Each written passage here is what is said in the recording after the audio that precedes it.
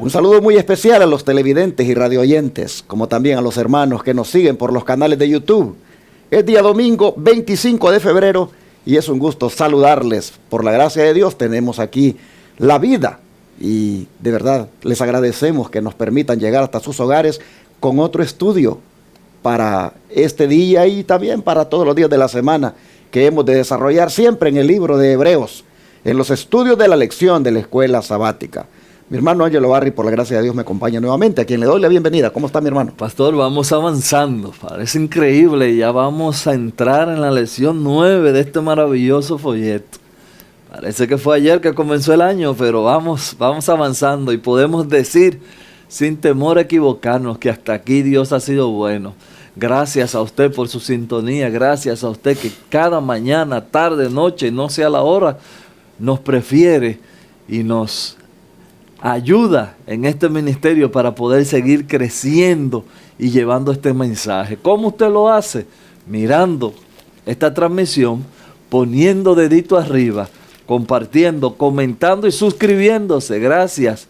Hemos visto un crecimiento en las suscripciones gracias a personas que se han suscrito. Si usted no se ha suscrito, por favor, le invitamos a que se suscriba. Es gratis.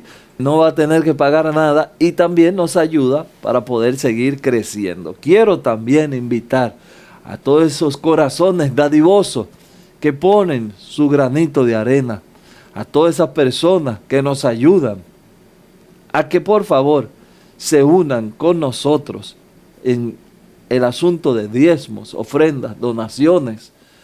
Estas ofrendas, este diezmo, esta donación que usted ponga aquí, se usa para que esta obra también siga creciendo. Usted ya sabe de conocimiento, si entra por primera vez o nos escucha por primera vez, nosotros estamos transmitiendo a través de la onda abierta, 4 canales de televisor, en las principales ciudades, como son Houston, aquí en el Metroplex, San Antonio, Austin. Estos canales están transmitiendo 24/7 este mensaje de verdad presente. También tenemos una emisora de radio en la onda AM que no para de transmitir también y proclamar que Cristo viene pronto. Esto solamente se logra gracias a corazones dadivosos. Así que gracias por sus diezmos, ofrendas, donaciones que usted pone en este ministerio. Hoy estamos en Hebreos 9, como le digo, vamos avanzando y el autor va llevando un orden que a mí personalmente me tiene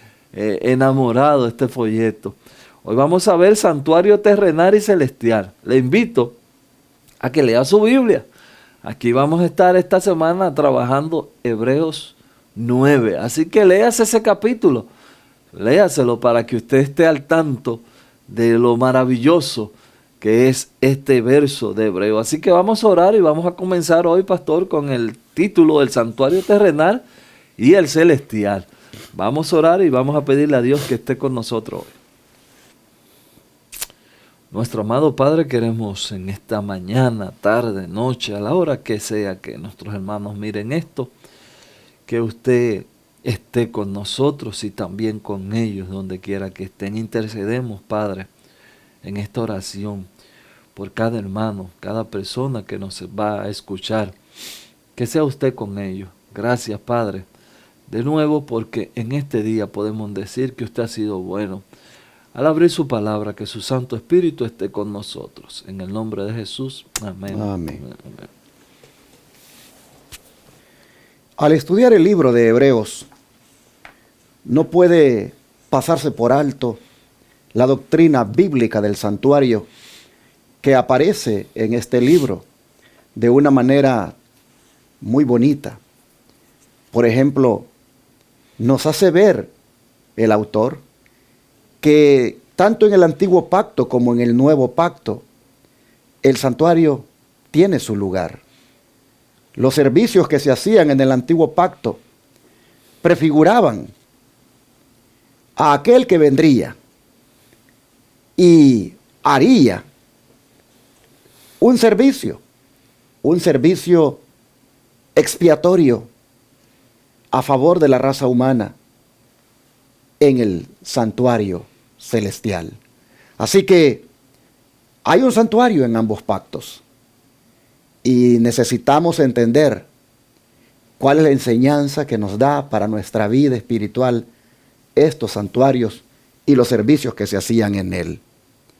Llama la atención que en ambos santuarios tenía que hacerse un servicio de purificación del mismo.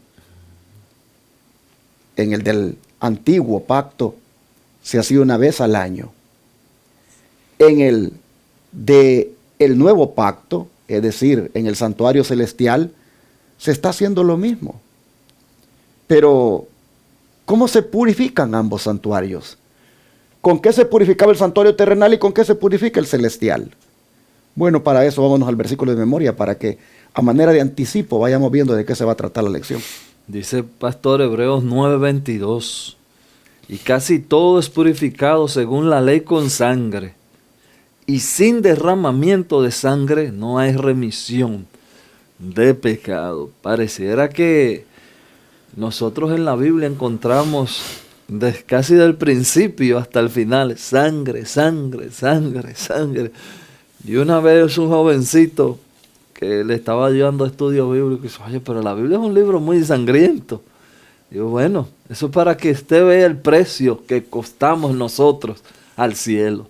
Derramamiento de sangre, primero simbólico y luego vino lo que, como dijo el pastor, lo que era todos esos símbolos, o el que representaba todos esos símbolos, a entregar su sangre. Sin derramamiento de sangre, hermanos, no hay remisión de pecado. Por eso decimos que la sangre de Jesucristo es suficiente. Es suficiente para limpiarnos, es suficiente para perdonarnos y es suficiente para salvarnos. Porque sin la sangre de Jesús no hay perdón de pecado. La ley ceremonial demandaba que los servicios en el santuario llevaran este elemento tan indispensable para conseguir el perdón de los pecados como era la sangre. Imagínense ustedes cuántos animales inocentes dieron su vida para que con su sangre pudieran de esa manera ser perdonados todos aquellos que llevaban el animalito. Interesante que este animalito era llevado. Él no se ofrecía voluntariamente, pero era una víctima inocente, porque él no tenía nada que ver con la culpa de esta persona. Y sin embargo, al transferirle toda su culpa al animalito, éste moría en sustitución del pecador. Así que imagínense el cuadro. Cuánta sangre se derramaba en los servicios que se hacían en el santuario terrenal, tomando en cuenta que diariamente se estaban ofreciendo esos sacrificios. La ley lo requería así, la ley ceremonial, porque nunca confundamos que la ley ceremonial es una y la ley moral es otra. La ley moral, la de los 10 mandamientos, esa no ha caducado, pero la ley ceremonial, la que tenía que ver con ritos y ceremonia, valga la redundancia, es así, caducó. Pero en esa ley ceremonial se especificaba que había que purificar el santuario, pero dice que debía hacerse con sangre. ¿Para qué? Para que hubiera remisión. El término remisión significa perdón y está conectado con los pecados. No podía haber perdón de pecados si no había derramamiento de sangre. Y Pablo dice, casi todo, dice, era purificado con sangre. Y cuando él dice casi todo, es porque habían algunas cosas que se purificaban con fuego, se purificaban con agua. Pero en términos generales, la sangre se demandaba que fuera derramada en sustitución del pecador. Pero esta era símbolo, según la nota que viene a continuación, ¿de quién, hermano Ángelo? Cristo dio su vida para asegurarnos este inestimable tesoro. Pero sin la regeneración por medio de la fe en su sangre, no hay remisión de pecado, ni tesoro alguno para el alma que perece. Estamos leyendo de Palabras de Vida del Gran Maestro, página 84. Interesante que Cristo dio su vida para asegurarnos este Vamos a decirlo en una palabra que usted la maneje más. Cristo dio su vida para asegurarnos este invaluable tesoro. Pero sin la regeneración por medio de la fe en su sangre no hay remisión de pecado. Y este tesoro tampoco usted tendrá acceso si no entra por medio de la fe. Queremos nosotros en esta semana, hermanos, que usted comience a entender, así como el capítulo 9 nos va a transmitir, que en esos símbolos la gente en ese tiempo ya lo cualquierizó y puso esos símbolos. Ya ellos sabían que iban a pecar y ya tenían la ovejita o tenían el animal listo para pagar por su pecado. Y hoy en día puede ser también que hay muchas personas que están cualquierizando la sangre de Cristo.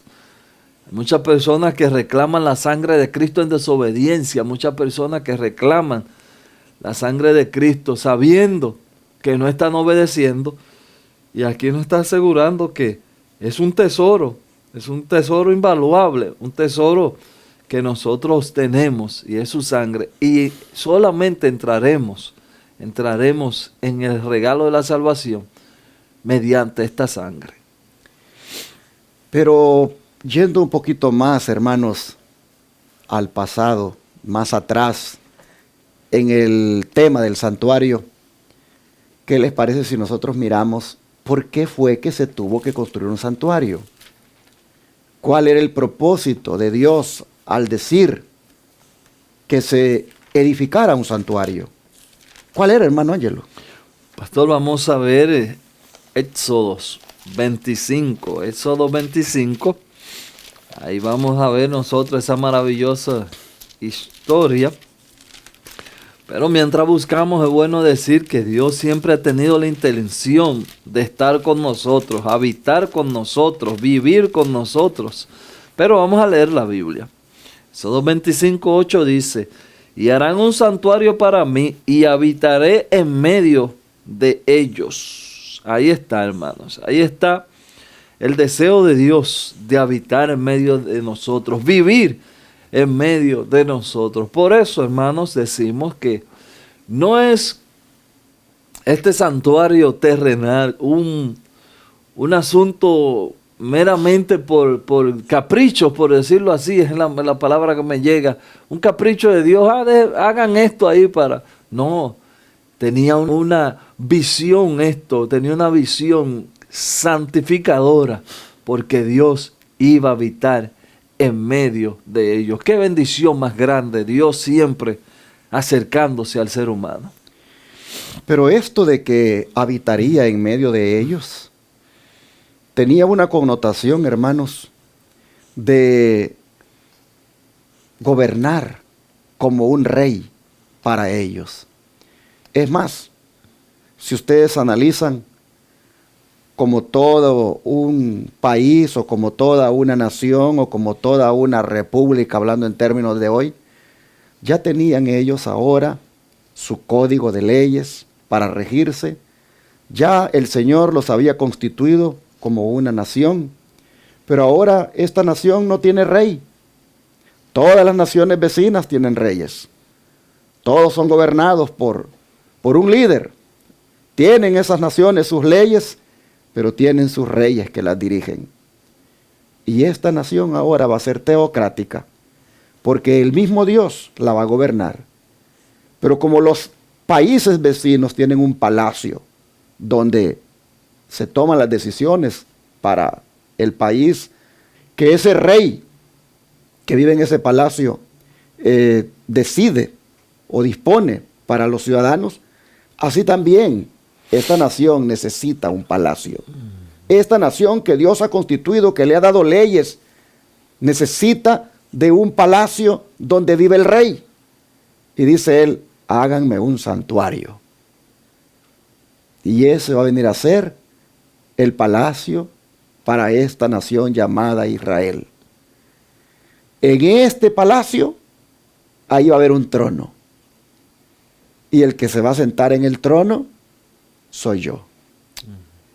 Y miren cómo esto en las Escrituras aparece. Si ustedes vean a Jeremías, si ustedes ven a los Salmos, ustedes van a ver que cada vez que los israelitas hablaban del santuario, ellos hablaban del trono de Dios. Ellos entendían que en el santuario estaba el trono de Dios. ¿Y por qué, hermanos? Porque donde está el trono, ahí está el rey. Y donde está el rey, ahí están las leyes. Pues en el santuario, hermanos, terrenal, Dios dispuso. Háganlo de 2 departamentos, me estoy adelantando un poco, pero solo para ilustrar. Y en el departamento del fondo, en ese llamado lugar santísimo, ahí pongan la ley. Y allí pónganla en un arca. Y los israelitas sabían que ese lugar era el trono de Dios. Allí Dios se sentaba, ahí Dios legislaba, ahí Dios determinaba lo que ellos debían hacer. Así que el santuario vino a ser como el palacio, donde ahora el Rey Celestial gobernaba a la nación de Israel. Yo quiero estar con ustedes, yo quiero ser su rey, yo quiero ser su gobernante. Oh, hermanos, qué bonito cómo Dios nos ilustra sus planes, que Él quiere gobernarnos, que Él quiere dirigirnos. Y saben que otro propósito que tuvo ese santuario era que a través de él Dios les quería enseñar cómo Él resolvería el problema del pecado. A través del santuario, Dios quería mostrarle a Israel una lección de cómo ellos podían salvarse. Y así es bonito el tema del santuario cuando uno entra a profundidad, porque empieza a mirar que es el evangelio compacto. Es allí en el santuario, en los servicios, prácticamente, hermanos, el evangelio de Dios, las buenas nuevas de Dios, de cómo el ser humano se puede salvar y de cómo Él resuelve el problema del pecado. Hermoso propósito y el don de profecía, ¿cómo se une a esto? En cuanto a la construcción del santuario como morada de Dios, Moisés recibió instrucciones para hacerlo de acuerdo con el modelo de las cosas que estaban en los cielos. Dios lo llamó al monte y le reveló las cosas celestiales. Y el tabernáculo, con todo lo perteneciente a él, fue hecho a semejanza de ellas. Así reveló Dios a Israel, al cual deseaba hacer morada suya, su glorioso ideal de carácter. El modelo le fue mostrado en el monte cuando la ley le fue dada desde el Sinaí. Pero por sí mismo era impotentes para alcanzar ese ideal. La revelación del Sinaí solo podía impresionarlo con su necesidad e impotencia. Otras lecciones debían enseñar al tabernáculo mediante su servicio de sacrificios, la lección del perdón de pecado y el poder de obedecer para vida por medio del Salvador. Estamos leyendo La fe por la cual vivo, la página 194. Aquí esto no fue, como dijimos en el comentario anterior, una idea de Moisés. Bueno, vamos a hacer algo aquí para Dios. Es una idea que viene desde el mismo cielo y con las medidas desde el mismo cielo, el orden desde el mismo cielo. Así que pudiéramos decir, como dijo el pastor, que para el pueblo de Israel esa era su Biblia, era el evangelio visual. ¿Cómo me salvo? Mira el santuario. Ahí estaban todas las condiciones escritas, por decirlo en un término de nosotros, pero plasmada en el santuario, para nosotros tener una entrada hacia Jesucristo nuestro Salvador. Y esto, hermanos y hermanas, ya nos va diciendo de que hay un santuario en el cielo. Amén. Del cual el terrenal, el que Moisés construyó por orden de Dios, viene a ser una copia. Pues Dios dijo claramente que lo tenía que hacer conforme al modelo celestial. Así entonces usted vaya ubicando sus pensamientos, que el santuario del cielo viene a ser, por supuesto, en una dimensión superior, algo como el terrenal el Señor dispuso que hicieran, es decir, de 2 compartimientos, de lugar santo y lugar santísimo. El santuario terrenal existe porque se tomó copia de el celestial. Y entonces, hermanos, el Señor de esa manera quería ser ese gobernador, ese rey que gobernaría la nación, y al mismo tiempo alguien que habitaría y estaría cerca de su pueblo. Pero tenía un propósito, y era ser símbolo de algo más. Porque este santuario era símbolo de una persona. Y yo diría también de las personas. Vamos a ver cómo es que se cumpliría esto que estoy diciendo. Hermano Ángelo, ¿quién cumpliría el verdadero propósito del santuario según los textos que vienen a continuación? Pastor, voy a estar leyendo Juan 1:14, y si usted me ayuda en 1 Corintios, por favor. Pero Juan 1:14, usted conoce este verso. Y aquel verbo fue hecho carne y habitó entre nosotros, y vimos su gloria, gloria como del unigénito del Padre, lleno de gracia y de verdad. Aquí nosotros tenemos, hermanos, para mí, uno de los versos más preciosos de la Escritura. El verbo, la acción, se hizo carne, habitó entre nosotros. ¿Quién fue este? Bueno, así como lo dijo el pastor, se ha ido. Primero era un santuario, primero eran los corderos, sangre, todo símbolo, pero aquí ya el verbo entra en acción. Este personaje que revolucionó el mundo conocido, y le estoy dando así, poniéndolo muy, como dicen, para llegar a nuestro Rey de Reyes y Señor de Señores. Jesucristo se encarna, el cielo manda a su Hijo para que nosotros hoy pudiéramos decir que la gracia y la salvación está con nosotros. Pero nosotros también tenemos ahí hacemos, pastor, una simbología, por decirlo así, porque ya el cordero vino, pero ahora ¿dónde quiere habitar ese cordero? Así es, dice 1 Corintios 3, 16 y 17, ¿no sabéis que sois templo de Dios y que el Espíritu de Dios mora en vosotros?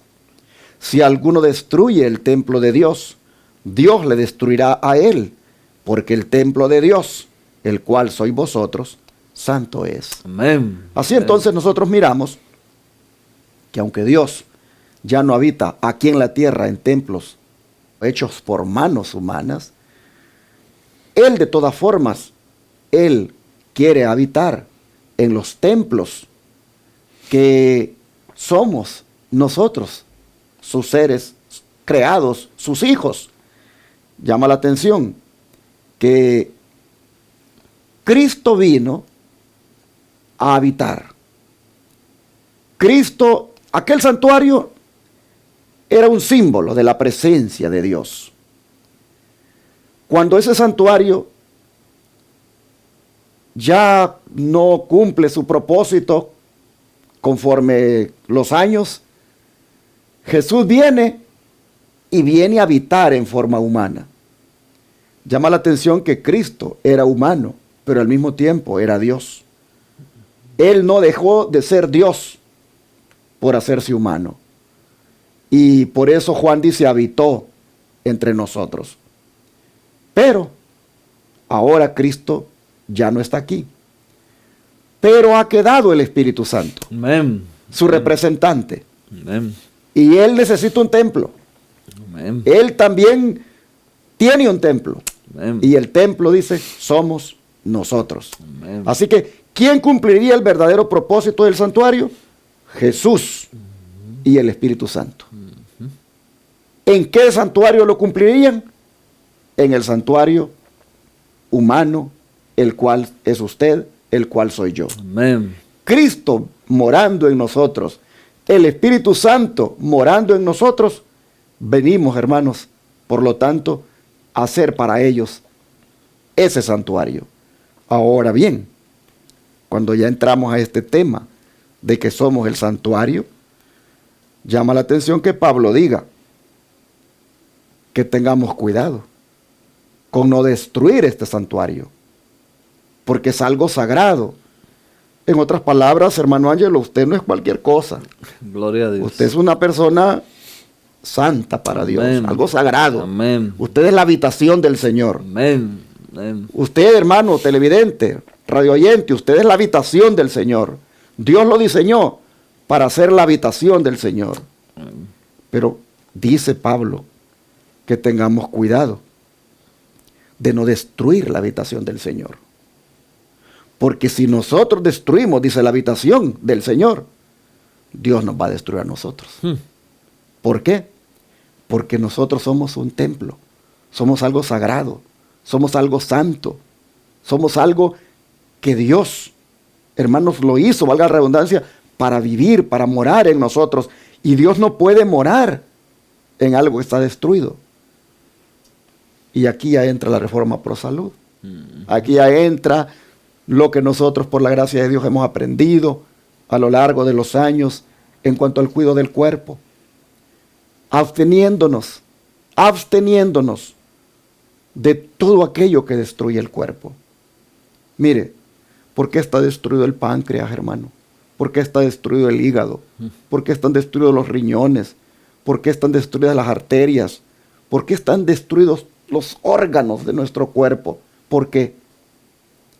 Porque nosotros, o por ignorancia, o por rebelión, nos hemos entregado a esa idolatría de la comida y hemos comido todo lo que se nos ha puesto enfrente sin importar los efectos secundarios que eso va a tener, y a la larga, después de tantos años, hermanos, este cuerpo está destruido. Tal vez me estoy yendo a la hermana, pero platiqué con ella. No es una hermana de la iglesia, por supuesto. Yo le llamo así una hermana. Ella nos viene siguiendo desde hace mucho tiempo aquí por las redes. Y pues ustedes saben que aquí en las redes muchas personas lo siguen a uno en lo que hace, pero uno no sabe realmente si son creyentes que están a tono con lo que han creído o cómo es la vida de ellos, uno no sabe. Pero platicando con ella, me dice que está bien enferma. Y cuando hablamos de todas las enfermedades que tiene, no, hermanos, está pobrecita, muy enferma. Tiene muchas cosas en su organismo que están mal. Pero me dijo que ella no puede dejar el cigarro, que ella viene fumando desde niña y que por lo menos se fuma sus 3 cigarros al día, dice, pero que para tratarse en uno de los tratamientos que nosotros damos, ella necesita por lo menos reducirlo a 1.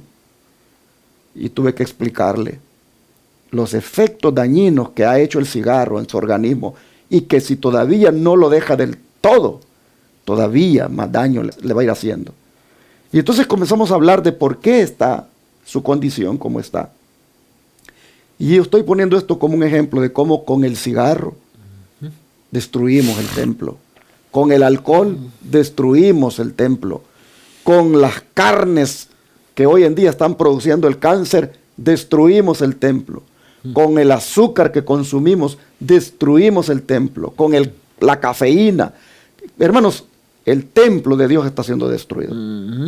Y yo les pregunto, siempre me gusta decirle esto a los pacientes ahí en Shepherd, ¿cómo se sentirá Dios en una habitación como esta que estoy pintando, como esta que estoy describiendo? ¿Será que Dios se puede sentir confortable en esa habitación?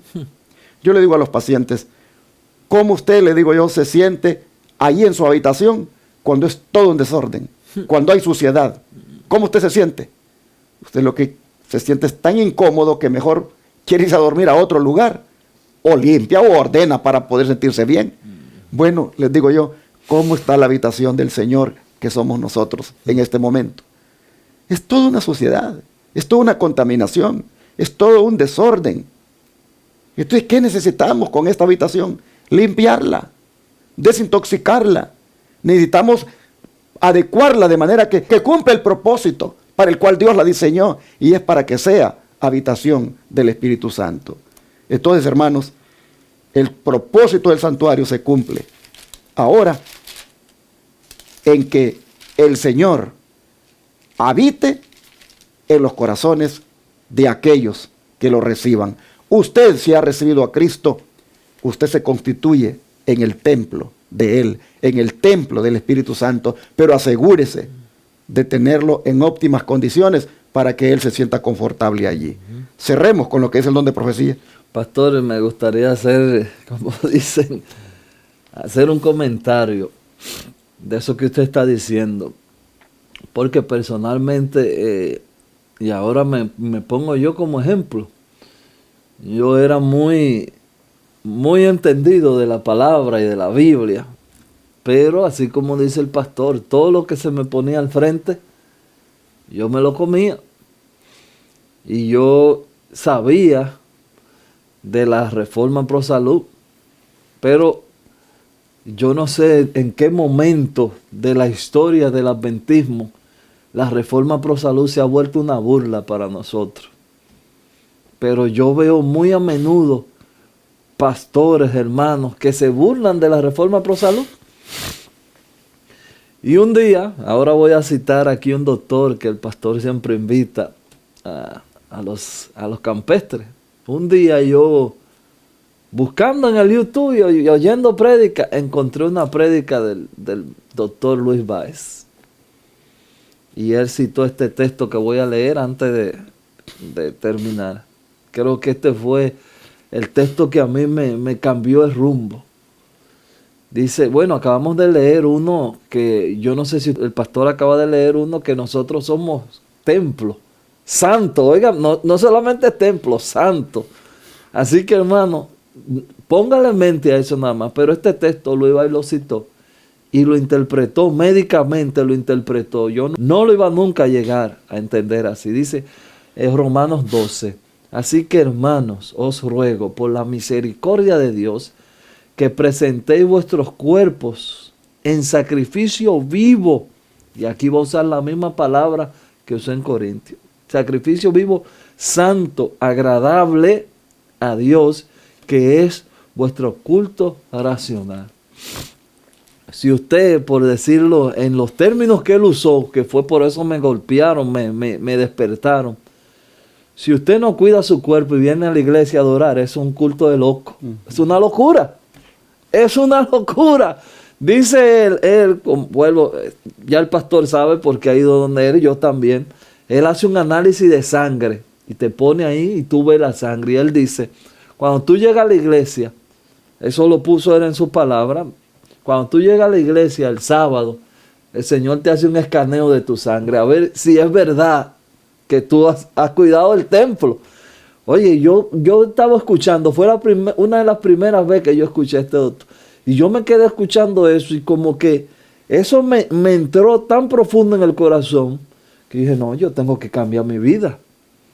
Y ahora, no es que a mí no me gusta lo que antes a mí me gustaba. Si me lo ponen ahí puede ser que hasta flaquee. Pero ahora yo entiendo que cuando yo como para dañar mi cuerpo, estoy blasfemando, por decirlo de una manera, contra Dios. Estoy diciendo, Dios, yo te amo, pero yo hago lo que a mí me da la gana. Y nosotros nos hartamos de decir, bueno, guardamos el sábado, guardamos los mandamientos, pero las leyes del cuerpo. Allá en casa yo tengo, Obsuri escribe, que ella va leyendo el Espíritu y va escribiendo papelitos y lo va pegando en la pared. Y dice uno de esos papelitos, maravillosamente, está frente a la mesa donde comemos, dice, que la conversión que no tiene cambio es una conversión falsa. Eso lo dijo Elena G. de White en El deseo de toda la gente. Si no hay un cambio, si tú dijiste que Dios te convirtió y no hay un cambio en ti, no es una conversión verdadera. Así que, hermanos, tenemos que volver a ser racional, tener razón en lo que hacemos. No podemos decir que adoramos a Dios y maltratar su templo. Ya el pastor lo explicó, pero quería decir esto porque yo últimamente este texto me ha estado dando vuelta en la cabeza. Este texto de que somos la morada del Espíritu Santo. Y yo a veces me miro y digo, bueno, pero yo no me puedo ni mover casi, me duele todo. ¿Y qué morada soy yo? ¿Qué templo soy yo? Nosotros andamos, pastor, y aprovecho, nosotros ahora andamos mirando templos para ver si construimos o compramos un templo. Imagínense que venga alguien y nos diga, tenemos un templo en tal sitio, y cuando lleguemos, el zacate esté que usted no ve ni la puerta del templo. Cuando usted abre la puerta, ahí viven los hombres, llenos de grafiti, un desastre, las ventanas rotas. ¿Usted va a querer comprar eso? Bueno, hermano, pues nosotros tenemos que glorificar a Dios con nuestro cuerpo. Eso para mí es vital. No es posible que yo tenga un mensaje tan grande como este y yo esté todo destrozado y todo enfermo. Y hermanos, Dios, y ya con esto termino el comentario para no alargar, Dios nos dio todas las herramientas, porque si tuviéramos como dicen, tirando palos a ciegas, pero ¿qué Dios nos dio para nosotros estar sanos? Yo veo los testimonios de ahí de Shepherd, 15 días, hermanos, y los pacientes que llegaron casi que no se podían ni mover, dando gloria a Dios. En 15 días, imagínese que usted haga un estilo de vida de eso. Nosotros éramos, y digo éramos lamentablemente, un referente de salud en el mundo. La iglesia adventista era referente de salud. De hecho, tenemos lo que le llaman la zona azul. Y Loma Linda todavía lo mencionan. Y a veces la gente pregunta, ¿y quiénes son esa gente de Loma Linda? Y yo escucho ya varias veces decir a gente que no conocen ni la iglesia, pero sí conocen que ahí la gente dura más tiempo. Hermanos, ese es el plan de Dios, que nosotros seamos templo, santuario para que Él habite en nosotros. Bueno, mis hermanos, así entonces el propósito del santuario se amplía, ¿verdad? Cuando se explica, porque entramos necesariamente a ver esto de cómo estamos para ver si el propósito se está cumpliendo o no. Me gustó la ilustración que el hermano Ángelo puso de el interés de querer uno conseguir un templo para congregarse y encontrárselo en condiciones como las que él mencionó. Uno inmediatamente da la vuelta y se va mejor de ahí, porque ¿para qué quiere eso? Y la aplicación que él hace es algo, hermanos, que debe hacernos pensar a todos, porque esta habitación del Señor, la cual somos nosotros, pues no está cumpliendo el propósito para el cual fue diseñada, debido al descuido, debido a la destrucción, debido a la contaminación y suciedad con la cual estamos. Por eso es que se requirió que se purificara el santuario terrenal una vez al año. Y eso tiene un gran simbolismo que lo vamos a ir viendo en la semana. Yo solo quisiera hacer una referencia a lo que el hermano Ángel lo mencionó. Él decía de que hoy en día hablar de esto, de la reforma pro salud, pareciera que es objeto de burla por algunos. Pero saben que es interesante que viene a ser objeto de burla para algunos de los que conocen de esto, tristemente. Porque estos son los que se burlan. En cambio hay otros que están abriendo los ojos y lo están haciendo. Miren, yo el otro día me metí ahí a este asunto de lo que el papado quiere en relación a cómo contener el cambio climático. Y es bien interesante cuando encontré la lista de cosas que él dice que el mundo debe hacer para que el cambio climático se detenga. En primer lugar, dice, deben de reducir el consumo del agua. Y deben de reducir, dice, el consumo de la carne. Debe evitarse, dice, comer carne. Porque ahí está, dice, arruinando el medio ambiente con tanto animal que está muriendo. Y yo dije, ¿cómo? Miren cómo es esto, Satanás utilizando lo que nosotros como adventistas por la gracia de Dios conocemos, lo está utilizando a través del instrumento que él tiene para que la gente haga conciencia. Y hay un restaurante aquí en Dallas, un restaurante de comida china, le llamamos, pero es vegano, es todo ahí, ¿verdad? 100% natural, ahí no se consume carne. Y entonces yo voy a comer de vez en cuando ahí. El vietnamí se ha hecho bien amigo y platicamos ahí.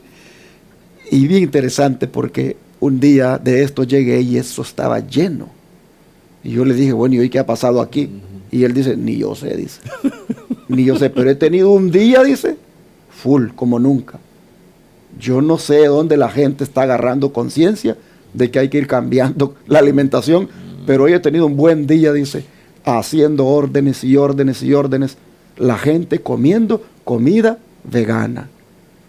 Y mira, allá a la par, me dice.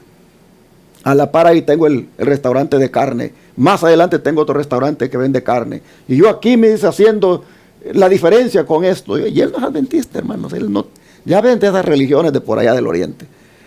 Pero yo, dice, con esto, con este formato, con este nuevo, digamos, estilo de comer que estoy promoviendo, aquí, dice, ha habido veces que nadie me visita, pero mira hoy.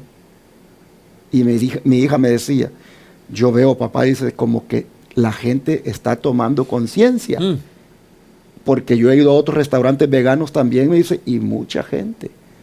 Y me dice, ¿por qué será? Porque con esto del cambio climático, le digo, les están haciendo conciencia a nivel religioso, empezando por el hombre del Vaticano, diciéndole a la gente que deje de consumir la carne. Mientras tanto, los que tenemos el conocimiento extraído de la Biblia y el Espíritu de profecía, hay algunos que mejor nos burlamos de aquellos que hacen estos cambios, como dijo el hermano Ángelo. Ojalá usted, hermano, hermana, no sea de los que se burlan de estas cosas, sino más bien racionalice y diga, es que soy un templo de Dios, es que soy la morada de Dios, soy la habitación de Dios, yo estoy aquí ahora para cumplir el propósito del santuario, que es para que Dios habite en mí, y cómo Dios va a habitar en mí, así como estoy, todo contaminado, todo sucio, todo con mis órganos hechos pedazos. ¿Cómo? Entonces, hermanos, dos cosas nos quedan. Pedir perdón a Dios por haber contaminado el santuario, por haberlo, hermanos, destruido como lo hemos destruido. Y luego de pedirle perdón a Dios, hacer cambios. Hacer cambios y comenzar, hermanos, a comer diferente, a beber agua en vez de sodas, a prácticamente, hermanos, ir limpiándolo para que vuelva a ser esa morada del Altísimo. Bueno, ese es el propósito. Es bueno decir, pastor, que después, como le decimos allá en la casa nosotros, después de la pandemia, que eso fue un plan macabro, estos artistas y deportistas se han comenzado a enseñar sus dietas. Y yo me he quedado sorprendido cuando yo veo a veces, bueno, a mí antes me gustaba mucho el baloncesto y seguía, cuando yo veo estos jugadores que te dicen, si deja de comer cerdo rinde más en el juego, si deja de hacer esto, y yo comienzo a escuchar y digo, oye, pero esto es la dieta que Dios dio, y los impíos están fortaleciéndose, y nosotros en escarnios y burlándonos del plan que Dios dio. Y esto no es, como dice el pastor, mera coincidencia, porque estos artistas ahora salen muy enseñándote la nevera llena de verdura, de frutas y de sus dietas. Y te estoy hablando de personas que son, según el mundo, súper famosos. Y estas personas están llevando, así como dice el pastor, miles a seguirlo. Y nosotros todavía preguntándonos que por qué no, que por qué no. Hermanos, aquí, pastor, antes de que usted termine, no leí yo el último párrafo que dice, por medio de Cristo se había de cumplir el propósito simbolizado por el tabernáculo. Es ese glorioso edificio, por medio de Cristo. Hermano, Cristo quiere morar en nosotros y para mí eso es emocionante. Por eso es que yo digo cada vez, a veces cuando veo algo que me sirven en la casa, que no es de mi agrado, porque vuelvo y les repito, hay veces cosas que uno no se acostumbró comiéndolas, pero son de bien. Yo digo, bueno, esto es para que la casa de Dios esté mejor, vamos a comernos. Y yo estoy ya, hermanos, que ya yo no como por placer, ahora como para la honra y la gloria de Dios. Amén. Bueno, hermanos y hermanas, oremos para que el Señor nos ayude a limpiar este santuario. Amén. Y así se cumple el propósito por el cual Dios nos creó. ¿Qué les parece? Amén. Amado Padre, gracias porque a través de la doctrina bíblica del santuario, nosotros encontramos el propósito de nuestra existencia, el propósito de haber sido creados por ti. Amén. Señor, no cabe duda que tú siempre has querido morar en medio de tu pueblo, pero ahora, no solamente en medio de tu pueblo, sino en el corazón de cada miembro de tu pueblo. Y lo haces de esta manera, diciéndonos que el Espíritu Santo ha hecho de nuestro cuerpo su templo. Amén. Señor, amén. Nosotros queremos en este momento pedirte que nos ayudes para que la advertencia que Pablo ha dado de lo que puede pasarnos si destruimos el templo, queremos pedirte que nos ayudes para que ya no lo sigamos destruyendo, porque cuando hacemos el análisis encontramos que sí lo hemos destruido por nuestra desobediencia.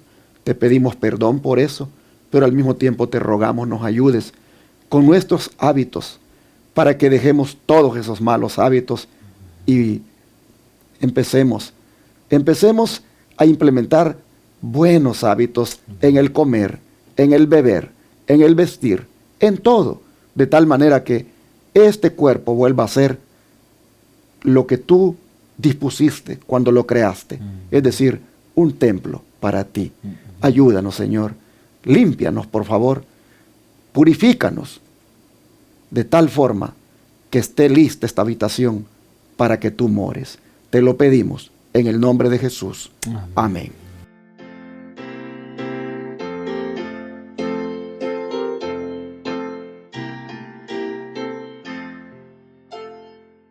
En tu nombre comenzamos esta escuela, oh Señor. Con fervor te suplicamos, seas nuestro Dios.